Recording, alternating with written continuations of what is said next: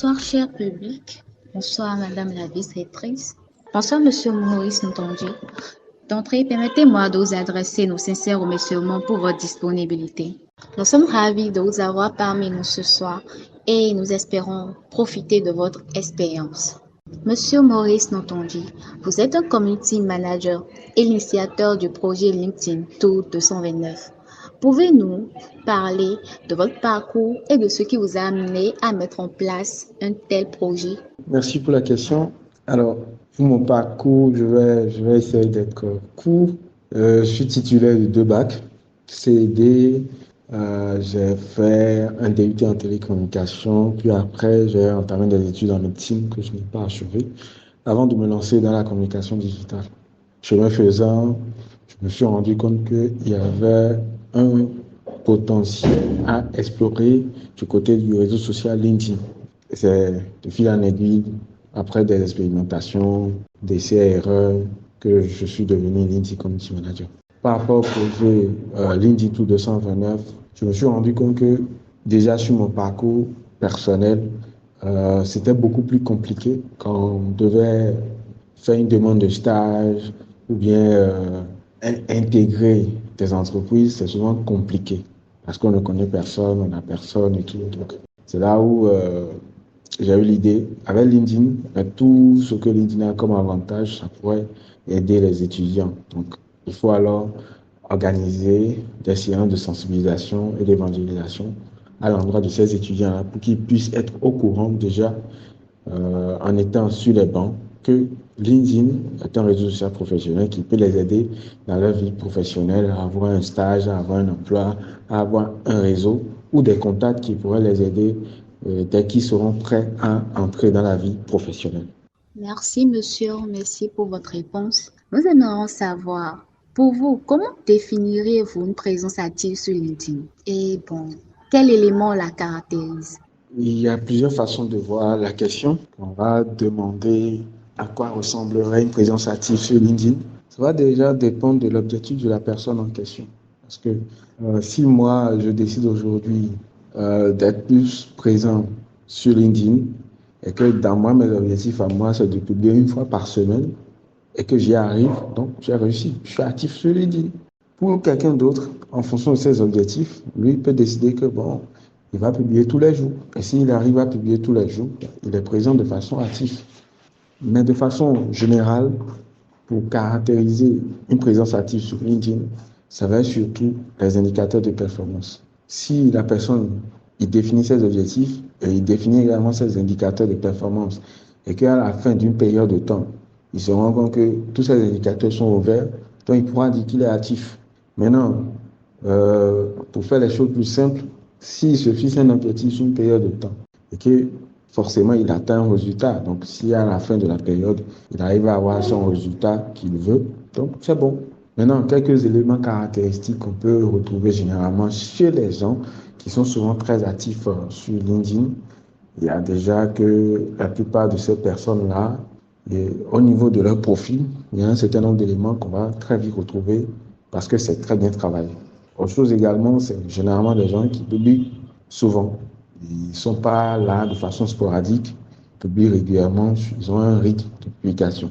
L'autre chose également, ce sont des gens aussi qui interagissent beaucoup avec des gens sur la plateforme.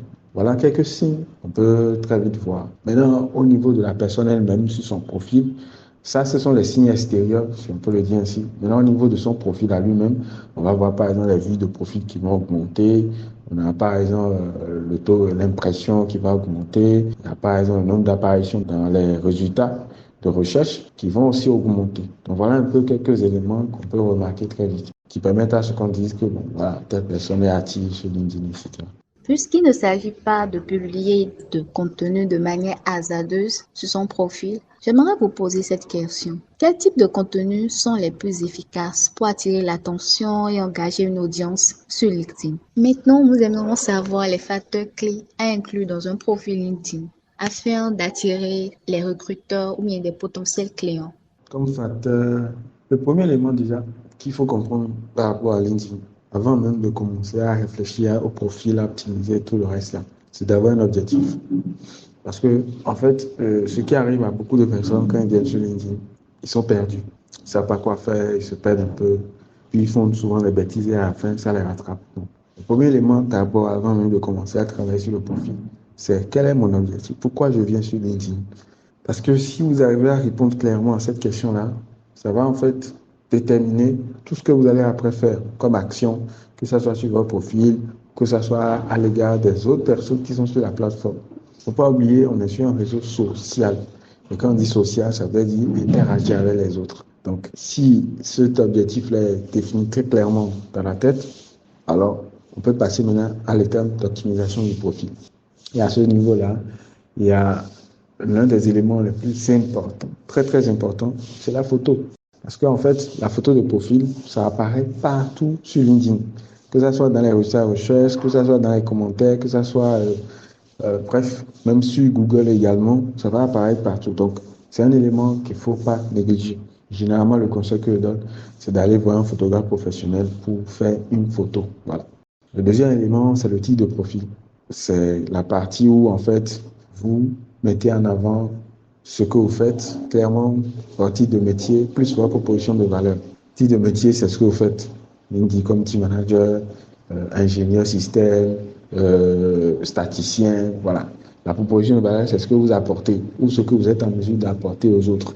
Ça peut être, je vous aide à mieux, voilà, à optimiser vos données dans R. J'aide, voilà. Enfin, je gère vos pages et comptes sur les réseaux sociaux, etc., etc. C'est ce que vous pouvez apporter et c'est en une phrase. L'exemple que je donne souvent, c'est par exemple un pitch elevator. Vous êtes dans un ascenseur, vous rencontrez le président de la République et vous n'avez que 30 secondes pour vous présenter à lui. Vous n'avez pas beaucoup de temps, c'est pas le moment de réfléchir. Donc, il faut avoir une présentation claire qui résume un peu ce que vous faites simplement. L'autre chose également, c'est la bannière ou la page de couverture. C'est un peu comme un espace publicitaire. Ça permet d'indiquer à celui qui vient visiter votre profil d'un seul coup d'œil ce qu'il doit retenir de vous. Donc, généralement, cette partie-là, c'est un visuel avec des dimensions précises. Pour faire simple, vous allez simplement dans l'outil de création visuelle Canva, vous tapez dans la barre de recherche bannière LinkedIn, vous aurez des modèles que vous allez modifier selon vos goûts, selon vos couleurs, et puis aller mettre au niveau de LinkedIn. Comme information que vous pouvez mettre là-dessus, c'est très simple. Ça peut être nom, prénom, votre titre de métier, et puis peut-être une adresse email. Ça peut être également créer un univers, c'est-à-dire mettre une photo qui renvoie à votre univers professionnel. Ça peut être aussi également de mettre une phrase qui résume un peu ce que vous aimeriez que les gens retiennent de vous. Moi, par exemple, au début, sur ma bannière, moi, j'avais mis deuxième mon premier succès sur LinkedIn. Voilà. À part ça, il y a également la partie info. La partie info, en fait, c'est là où vous prenez le temps vraiment de vous présenter, puisque ça fait 2000 caractères, donc prenez le temps de vous présenter et tout. Ça a aussi une structure en 5 étapes. Première étape, une accroche. Deuxième étape, le problème que vous résolvez. Troisième étape, quelles sont les solutions que vous proposez. Quatrième étape, quelles sont vos preuves. Combien de personnes vous avez déjà aidé, où est-ce que vous avez déjà aidé les gens et tout. Et puis cinquième étape, l'appel à l'action, c'est-à-dire, voilà, si vous êtes intéressé, contactez-moi en messagerie privé, je serai ravi de vous aider. Voilà. Après ça, maintenant, il y a également toute la partie expérience et formation qu'il faut remplir. Les gens ne le font pas souvent très bien. Il ne s'agit pas juste de mettre j'ai été stagiaire dans telle entreprise et puis non, il faut mettre le rôle que vous avez joué en des tirets, le rôle que vous avez joué, qu'est-ce que vous avez fait concrètement lors de ce stage, pendant telle durée, dans telle entreprise, quel a été vos rôles, vous citez tout. Et puis quand on fait tout ça là, à la fin, il y a également la partie recommandation qui est aussi très importante parce que ça permet aux gens de savoir qu'il y a des personnes qui ont déjà testé vos compétences et qui sont déjà ravis. Ça permet aux nouvelles personnes qui vont venir sur votre profil de savoir qu'en fait, il y a déjà des gens qui ont déjà approuvé vos compétences et donc ils ne sont pas un peu les pigeons qui vont venir qui vont servir de cobayes en fait. Donc, voilà un peu les éléments qu'il faut vraiment prendre en compte pour avoir un profil assez intéressant. Mais après, maintenant, comme je l'ai dit au début, en fonction de vos objectifs, l'orientation ne sera pas la même. Vous pouvez dire vous êtes étudiant et vous venez pour un stage. Donc, par exemple, au niveau du type de profil, ça sera légèrement différent. Quelqu'un qui a déjà son diplôme et tout, il a fini et il vient pour chercher un emploi, ce ne sera pas la même chose. Quelqu'un qui vient aussi chercher un client, ce ne sera pas aussi dans la même dynamique. On va un peu présenter les choses. Donc, voilà un peu.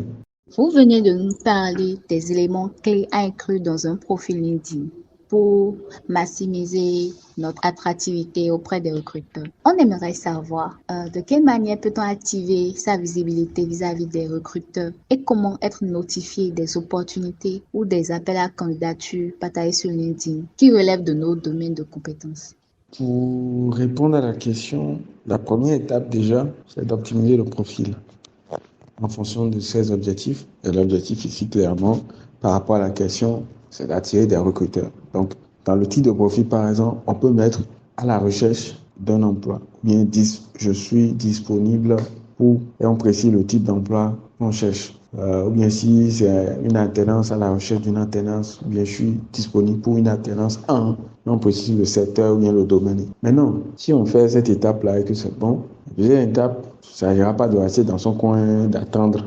Personne ne vous verra. Il faut alors mener des actions. Et l'une des actions qu'on peut mener dans ce sens-là, par exemple, c'est d'entrer en contact avec des recruteurs. Envoyer par exemple des demandes de connexion aux recruteurs, des demandes de connexion personnalisées dans lesquelles on notifie que voilà, on est admiratif du travail du recruteur en question et que voilà, et si dans leur réseau, dans son réseau à lui, si quelqu'un est dans le besoin de tel type de compétences, que vous êtes disponible pour assurer. Maintenant, la question que vous allez me poser, c'est de savoir comment on fait pour trouver les recruteurs. Alors, il y a par exemple la barre de recherche. Et sur LinkedIn, les recruteurs, il y a plusieurs mots-clés. Ça va dépendre des secteurs d'activité. Il y a des recruteurs qui sont plus spécialisés sur des thématiques données. Par exemple, on a des recruteurs IT, dans tout ce qui est informatique. Il y a des recruteurs qui sont là uniquement pour rechercher des dirigeants d'entreprise et tout. Donc, ça va dépendre de ce que vous recherchez. Dans la barre de recherche, il faut taper juste des mots-clés qui tournent autour de votre domaine. Ça peut être par exemple recruteur, chasseur de tête ou bien talent acquisition. Voilà, c'est des mots équivalents un peu que les recruteurs mettent souvent dans leur type de profil. Donc, vous pouvez taper et tomber sur les profils et leur envoyer des demandes de connexion personnalisées. Autre chose également, comme action toujours, ça peut être aussi de s'abonner à des hashtags. Il y a des hashtags sous lesquels on publie généralement les offres d'emploi. Il y a par exemple ici ça recrute ou bien ici ça postule. Voilà, il y a ce genre de hashtags là par exemple, vous recherchez. Vous allez tomber souvent sur des offres d'emploi qui sont publiées. Alors, autre chose également qu'il faut savoir, particulièrement pour le cas du Bénin ou en Afrique de l'Ouest ici. Comme LinkedIn n'est pas dans nos habitudes, beaucoup de personnes ne publient pas souvent, les entreprises par exemple ne publient pas souvent les offres d'emploi sur LinkedIn. Donc c'est pas évident, comme vous direz par exemple, il y a l'onglet offre d'emploi qui est directement dans la barre de menu sur LinkedIn où les entreprises publient leurs offres d'emploi. Donc si vous allez là-bas, vous n'allez pas trouver grand-chose. Quelquefois il y en a, mais c'est pas souvent qualitatif. Donc ce que vous pouvez faire, les recruteurs dont j'ai parlé, que vous allez leur envoyer des demandes de correction, vous pouvez les suivre. Ils publient généralement leurs offres d'emploi sous forme de contenu, sous forme de post. Donc, vous pouvez les suivre. Et là, quand ils vont publier des offres qui vont vous concerner, vous pouvez postuler directement. Voilà un peu quelques actions que vous pouvez mener pour entrer en contact avec les recruteurs et tout, et pour être au courant des offres d'emploi, etc. Mais comme je l'ai dit, le Bénin, c'est un cas spécifique. Il n'y a pas souvent beaucoup d'offres d'emploi et tout qui sont publiées directement par les entreprises. Donc, il faut plus suivre les recruteurs pour pouvoir être au courant en fait des offres d'emploi. Voilà. Comment utiliser LinkedIn pour établir et entretenir des relations professionnelles de qualité? Tous les éléments de réponse qu'on a déjà commencé à donner jusque maintenant entrent en ligne de compte déjà dans la construction en fait d'un bon réseau de qualité, quoi. Première étape, comme je l'ai dit déjà, il faut encore répéter, optimiser son profil. Après ça, maintenant, on a dit réseau social, c'est du donner, du recevoir. Il faut venir pour donner, c'est en donnant que les autres aussi vont vous vont retourner ça sous forme de relations, sous forme d'opportunités ou sous toute autre forme que vous n'avez même pas idée. Voilà. Donc, la première approche, c'est de créer du contenu, de parler de vous, partager ce que vous avez comme bagage et tout. Voilà. De cette façon-là, vous allez pouvoir attirer des gens à vous. Maintenant, l'autre chose, la création de contenu à elle seule ne suffit pas. Il faut aussi, après, aller au-delà. Et le aller au-delà, là, inclut en fait entrer en contact avec les gens. Donc ça peut être dans leur messagerie privée et leur écrit: bonjour monsieur Tant, j'espère que vous allez bien, j'aime bien ce que vous faites, voilà. Je suis ravi d'échanger avec vous, ou bien de poser des questions, etc. Ça permet de renforcer les liens parce que vous pouvez créer du bon contenu et les gens vont interagir dans les commentaires, mais ça va rester juste là. C'est en allant dans la messagerie privée que vous allez pouvoir approfondir les liens avec ces personnes-là avec lesquelles vous interagissez au quotidien. Maintenant, ce n'est pas toujours suffisant. Si c'est possible, il faut après participer à des événements en dehors de LinkedIn, surtout les événements professionnels où les utilisateurs de LinkedIn se rencontrent. En l'occurrence, il y a LinkedIn Local Cotonou, par exemple. Voilà. Il y a aussi d'autres événements professionnels où des professionnels se rencontrent. Mais pourquoi il faut aller à ces événements-là? En fait, ça permet de renforcer les liens. Les liens virtuels, c'est pas que ce n'est pas souvent solide, hein, mais quand on se voit dans la vraie vie, on se dit: ah tiens, telle personne, on la connaît, ah tiens. Ça permet de mettre des visages sur des noms et tout, et ça permet de renforcer les liens. Et c'est comme ça qu'on arrive en fait à créer vraiment un réseau, non pas d'amis virtuels, mais d'amis réels avec lesquels on peut après construire de très belles choses, faire des projets, s'entraider, etc., etc. Donc, il faut voir plus LinkedIn comme un prolongement. Il ne faut pas le voir juste comme juste une plateforme qui est là, on vient, on prend des choses, puis on s'en va. Non, il faut juste voir ça comme un prolongement de la vie réelle, où vous venez rencontrer des gens et vous interagissez, vous partagez des choses comme si vous voyez tous les jours, quoi. Donc, voilà un peu. Comme je l'ai dit, je vais encore répéter: optimiser votre profil, savoir pourquoi vous êtes là, et puis entrer en contact avec des gens qui sont dans le même alignement que vous, en termes d'émotion, en termes d'énergie, en termes de vision professionnelle, etc. C'est comme ça que vous allez arriver à tisser des liens que vous allez renforcer au fil du temps et qui vont vous rapporter beaucoup de choses. Je ne sais pas, ça peut être un emploi, un stage, des clients, des prospects, tout ce que vous voulez, quoi. Votre projet se base sur LinkedIn et nous savons tous que LinkedIn n'est pas la seule plateforme pour attirer les recruteurs. Dites-nous, pourquoi LinkedIn et pas d'autres plateformes? Ok, très belle question. Mais moi aussi, j'ai envie de vous retourner la question. Est-ce que vous connaissez une autre plateforme où on attire les recruteurs? Est-ce que vous en connaissez? En tout cas, il n'y en a pas. Parce que LinkedIn aujourd'hui, c'est le réseau social professionnel numéro 1 au monde. Avec plus d'1 milliard d'utilisateurs. On n'en avait pas d'autres. On n'en aurait pas d'autres qui ressemblent à LinkedIn et qui arrivent à réunir autant de monde. Non, on n'en avait pas. C'est LinkedIn seul aujourd'hui.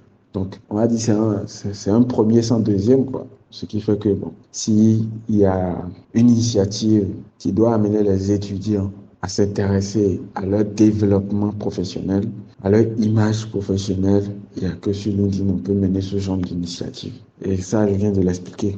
Maintenant, est-ce qu'il y a encore d'autres raisons qui motivent cela? Oui. Il faut comprendre aujourd'hui, il y a un élément aussi qui prend de plus en plus de l'ampleur. Pas de personal branding. Il faut se construire une image professionnelle, une image qui attire, une image qui nous permet en fait d'avoir accès à des opportunités.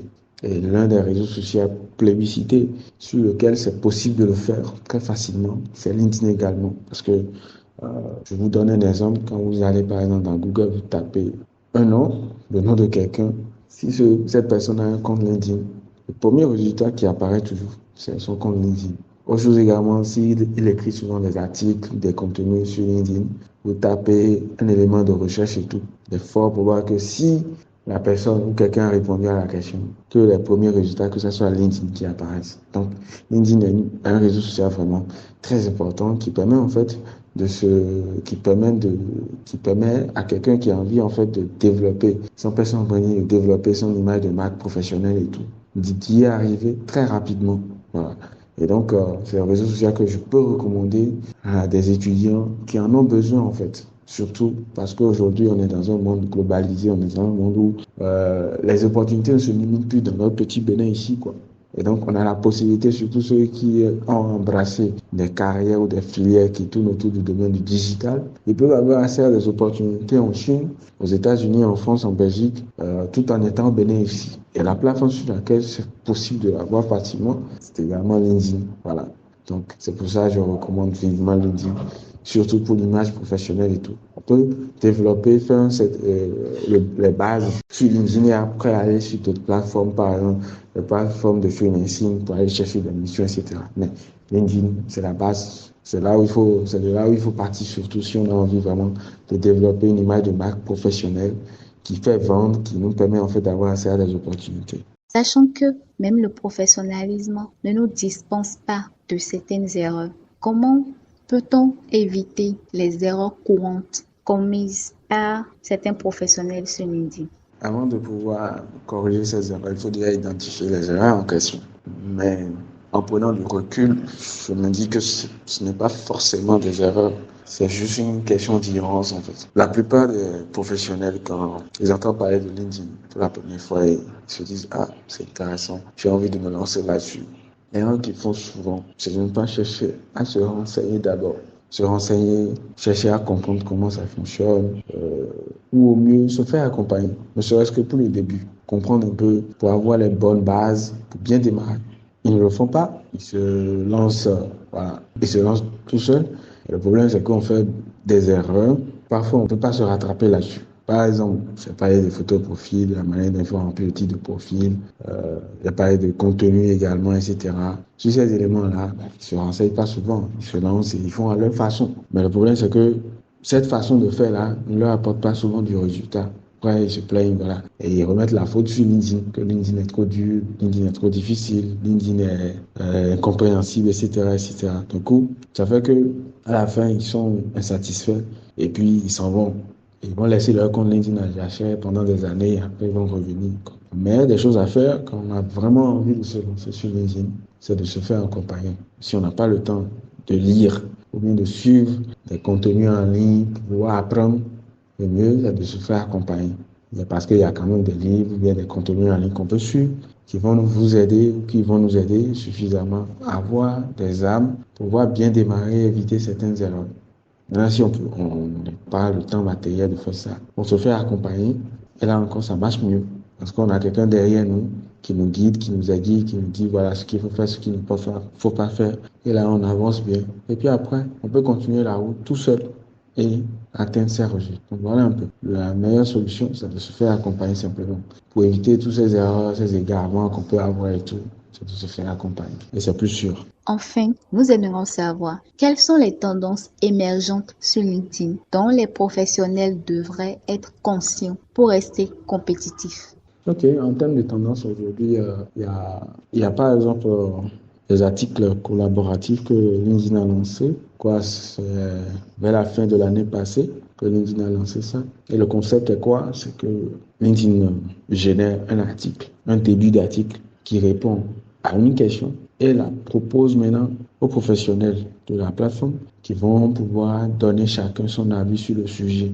Alors, ces articles collaboratifs, en fait, permettent à ceux qui répondent de pouvoir très vite gagner en visibilité et de se positionner, en fait, sur des sujets, puisque les articles collaboratifs, là, en réalité, tournent autour de plusieurs sujets. Et donc, en fonction du sujet sur lequel vous voulez vous positionner sur LinkedIn, vous pouvez choisir de répondre à ces articles collaboratifs-là. Et ça vous permet, en fait, à la fin, LinkedIn vous donne même un badge sur le sujet. Donc, ça vous permet très vite de vous positionner sur une thématique donnée. Ça vous permet aussi d'être visible et ça vous permet de gagner aussi un abonné, en visibilité, tout ce que vous voulez après. Donc, voilà une tendance, par exemple, qui est sur LinkedIn et qui marche très bien. Donc, pour les professionnels, pour ceux qui n'ont pas forcément, je veux dire, le temps et tout, pour pouvoir tout le temps créer du contenu et tout. Voilà une petite stratégie qu'ils peuvent utiliser aussi pour toujours se rendre visible et se faire connaître également. Voilà un peu.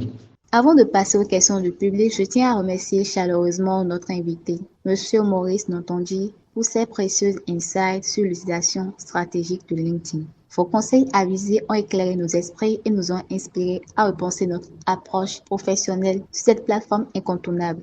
Par rapport aux questions du public, la première question dit: pour un étudiant en dernière année de formation ou un nouveau diplômé qui souhaite attirer l'attention des recruteurs et ou cibler les entreprises sur LinkedIn, quels sont les conseils que vous pourriez lui donner en 3 phrases? Alors, pour un étudiant qui est en dernière année, je suppose qu'il maîtrise déjà son sujet, donc le problème ne se pose pas. Première étape, optimiser son profil.